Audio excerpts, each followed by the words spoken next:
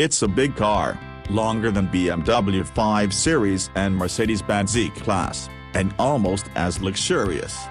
It's powerful, 212 bhp of maximum output. It has a claimed fuel efficiency of 23.1 kpl that can put some small cars to shame. On a full tank, it can carry 5 passengers in comfort for more than 1,000 kilometers. The Accord, which Honda will launch on October 25, is back in a hybrid avatar. Honda has placed the most frequently used controls on the steering wheel, so you can play music, receive and make phone calls, and view all trip-related information without taking your hands off the wheel.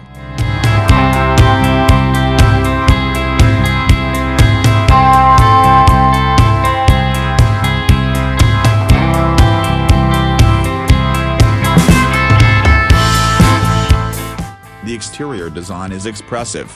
The front fascia gets sharply creased character lines, the lower portion of which tucks into intake-like meshed areas that house LED fog lamps.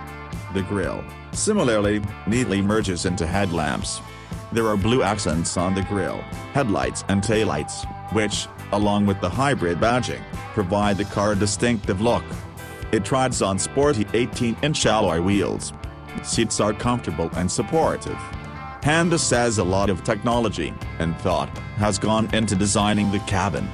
For example, the front seats have a lateral support to help secure the occupants when cornering, and the front headrests are of a size to afford rear passengers a better view of the road ahead.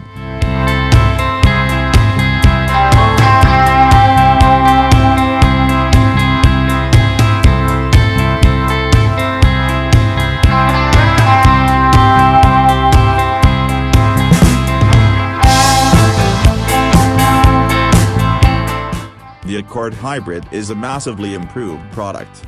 As far as luxury is concerned, it matches the three Germans, and appears to enjoy an edge over its direct competitor, the Rs 30.9 Toyota Camry Hybrid.